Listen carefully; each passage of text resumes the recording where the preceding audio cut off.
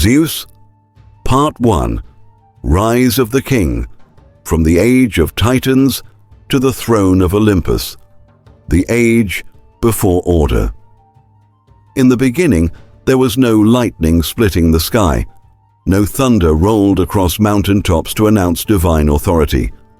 The cosmos belonged to the Titans, primordial gods born from Gaia, the earth herself, and Uranus, the vast expanse of heaven. These were gods of raw, elemental power, beings who existed before justice, before law, before the concept that power should answer to anything beyond itself. Among the Titans ruled Cronus, lord of time and harvest, who had seized dominion through an act of terrible violence. His father Uranus, in paranoid cruelty, had imprisoned his own children within Gaia's womb, refusing to let them see light. In agony, the Earth Mother had forged a great sickle and given it to Cronus, the youngest and boldest of her sons. When Uranus descended to embrace Gaia, Cronus struck, castrating his father in one decisive stroke, severing the primal union of earth and sky forever. From that wound, Cronus built his kingdom. But violence begets violence, prophecy begets fear, and fear in the hearts of gods begets atrocity. The Devourer King. Cronus took his sister Rhea as his queen, and their union should have marked a golden age. For a time, perhaps it did, but from the beginning, his rule was poisoned by fear. Uranus' dying words followed him like a curse. You too shall be overthrown by your own child, as you overthrew your father. The cycle of succession would turn again. Blood would answer blood. When Rhea first felt life stirring within her, Cronus felt only dread. The birth of Hestia should have been celebrated. Instead, Cronus took the newborn goddess in his massive hands and, without ceremony or hesitation, swallowed her whole. Not dead, the gods cannot truly die, but imprisoned in the cavernous darkness of her father's belly, alive and aware, in an eternal womb of captivity. Rhea's screams echoed through the halls of Othrys, the Titan's stronghold, but Cronus was unmoved. When Demeter was born, he swallowed her too, then Hera, then Hades, then Poseidon. 5 children, 5 times, Rhea held new life in her arms for mere moments before watching her husband's throat distend to consume them. By the time Rhea felt the 6th child quickening within her, she had transformed her grief into something harder, fury and cunning. The child of stone and secrecy. Rhea fled when her time came near.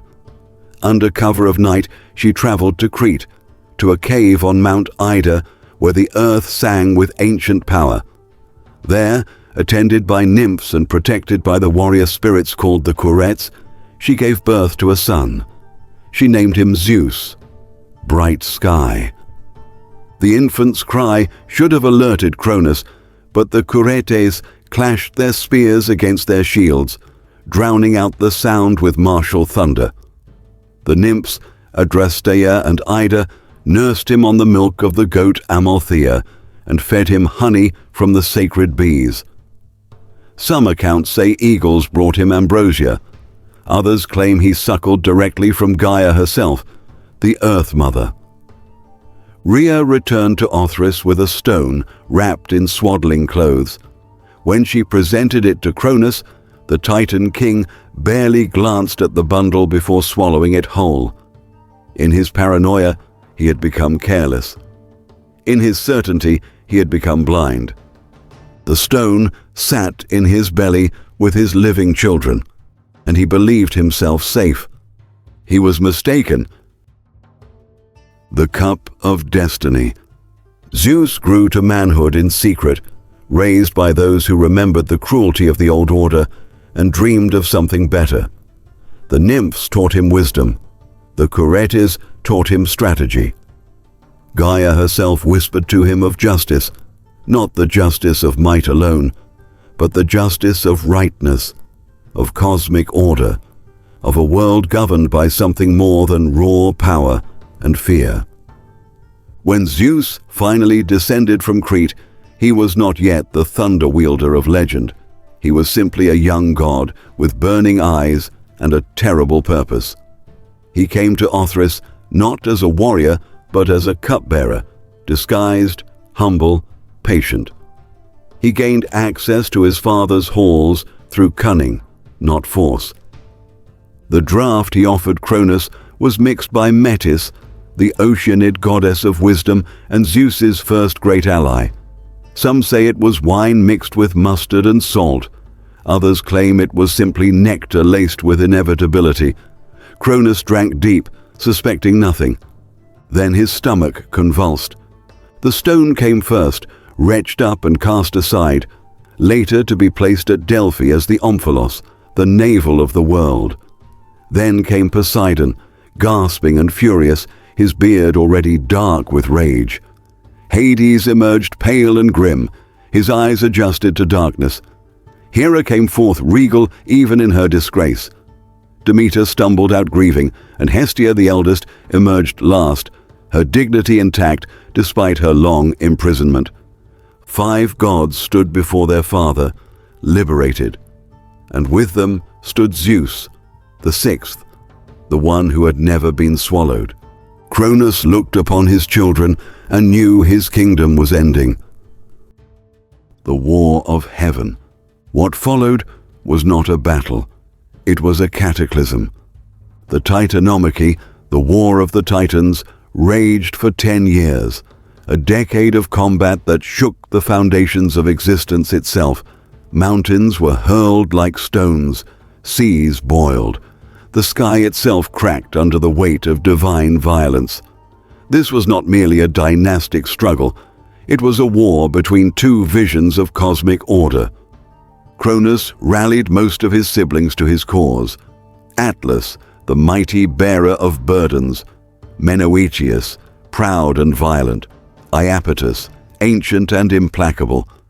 The Titan armies assembled on Mount Othrys, confident in their primordial strength, certain that these young upstarts would be crushed as surely as Uranos had been unmanned. Zeus established his stronghold on Mount Olympus, the highest peak in Greece, and there gathered his allies. His siblings stood with him, Poseidon and Hades proving themselves formidable warriors, Hera's strategic mind a match for any general, Demeter's control over the earth's bounty ensuring their forces remained fed. But Zeus knew numbers and strength alone would not suffice. So he descended into the deepest darkness. The forging of alliance. Beneath the earth, below even Hades' future realm, lay Tartarus, a prison abyss where Uranos had cast the Cyclopes and the Hecatoncheires, his own children, whom he deemed too monstrous to exist in his perfect sky. These beings had languished in that darkness for ages, uncounted, brutalized and forgotten by the same Titans who now claimed absolute authority. Zeus found them in their chains and made them an offer: freedom for service, liberation for loyalty. The Cyclopes, Brontes, Sterops and Arges were master craftsmen despite their single eyes. In gratitude for their release, they forged weapons of unprecedented power.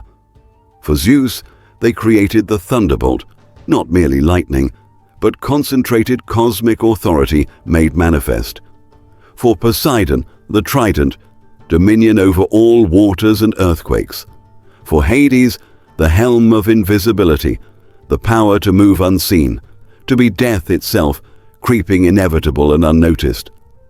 The Hecatoncheires, Cottus, Briareus and Gyges were giants of 100 hands and 50 heads each, beings of overwhelming martial prowess. Zeus offered them not just freedom, but honor, a place in the new order rather than chains in the darkness. They accepted, and their loyalty would prove decisive. The thunder breaks. The turning point came on a battlefield that could have been anywhere and was therefore everywhere. The war had consumed all existence. Zeus ascended to a high place, his newly forged thunderbolt crackling with barely contained power. When he cast it forth for the first time, the sound was not thunder, as mortals would come to know it. It was the birth of authority itself, the universe recognizing a new law. The bolt struck the ground between the armies with such force that the earth split open. Fire erupted from the wound, primordial flame that would not be quenched. The Titans, creatures of earth and time, faltered before this new element. The Cyclopes hurled mountains. The Hecatonchires assailed the Titan line with 300 hands simultaneously, each grasping boulders the size of hills. But it was Zeus himself who proved unstoppable. He did not simply fight, he commanded. Each thunderbolt was a judgment, each strike of lightning an assertion of the new order. When he fought not just with strength but with purpose. This was not patricide born of ambition, as Cronus's overthrow of Uranus had been. This was revolution born of justice. The difference mattered. The cosmos felt it. The judgment of Titans. When Cronus finally fell, defeated but not destroyed, for gods do not die, Zeus faced the question of mercy. The old order lay broken before him. Some of his advisors counseled annihilation. Others suggested reconciliation. Zeus chose a third path: consequence. The Titans who had fought against the Olympians were cast down into Tartarus, that same abyss from which Zeus had liberated the Cyclopes and Hecatonchires. But Zeus set those very giants as guards over the prison, creating a symmetry of justice. The oppressors were now the imprisoned, watched over by those they had once condemned to darkness. Cronus himself was bound there alongside his brothers, locked away from the world they had misruled. But not all Titans were punished. Oceanus, who had remained neutral, kept his dominion over the world-encircling river. The Titanesses, Rhea, Themis, Mnemosyne, were honored for their wisdom and virtue. And there were others, Prometheus and Epimetheus, sons of Iapetus, who had sided with Zeus despite their Titan blood, were rewarded with freedom. Most significantly, Atlas, who had led the Titan armies in the final battles, received a punishment that was itself a kind of terrible honor. Zeus condemned him to hold up the sky itself, bearing the weight of the heavens on his shoulders for eternity. This was not mere cruelty, it was cosmic necessity presented as justice. Someone had to separate earth from sky, maintaining the division Cronus had first created. Atlas, the greatest of the Titan warriors, would perform this essential task, neither imprisoned in Tartarus nor free to cause havoc, but forever laboring at the edge of the world. The division of all things. With victory secured, the three brothers, Zeus, Poseidon, and Hades, faced the question of kingship. They were equals in power, each instrumental in the war's outcome. The potential for immediate civil conflict was imminent. Zeus proposed lots be drawn. It was the first act of divine democracy, primitive though it was. Chance would decide their domains, or perhaps fate, for among the gods, chance and fate are merely different names for the same force. Zeus drew the sky and the upper air, dominion over weather, storms, and the heavens themselves.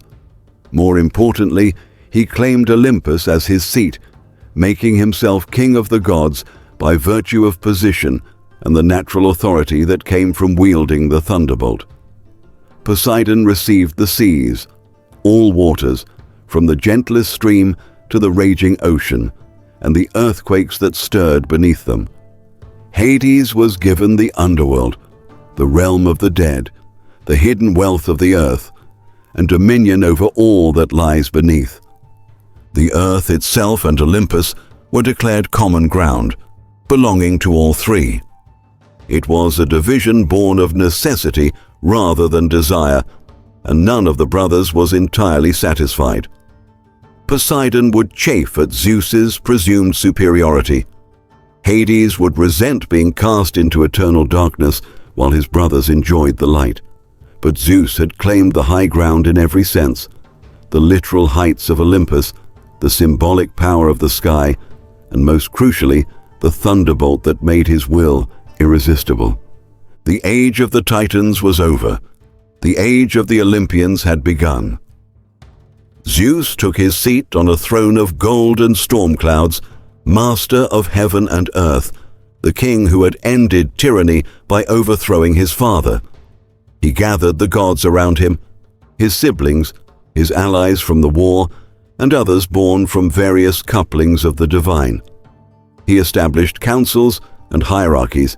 He created protocols and expectations. He became, in essence, what he had destroyed: a patriarchal authority figure whose word was law. But, unlike Cronus, Zeus did not rule through fear alone. He had won his throne through strategy, alliance, and justice. He had freed the imprisoned rather than casting them into darkness. He had shown mercy where mercy was warranted and judgment where judgment was necessary. The Olympians were not the Titans. They would be better. They would create a cosmos of order, beauty, and reason. This was the promise. The reality would prove far more complicated, for Zeus had conquered heaven through wisdom and restraint, but he was still a god, which is to say, he was power without limitation, desire without consequence, and authority without accountability. These contradictions would define his reign, and ultimately define the very nature of Greek divinity itself. The young god who had hidden in a Cretan cave, who had orchestrated his father's downfall with patience and cunning, who had assembled allies and forged weapons and led armies to victory, that god was fading. In his place rose Zeus the king, Zeus the thunder wielder, Zeus the All-Father. And with that transformation came appetites that would shake the cosmos as surely as the Titanomachy had.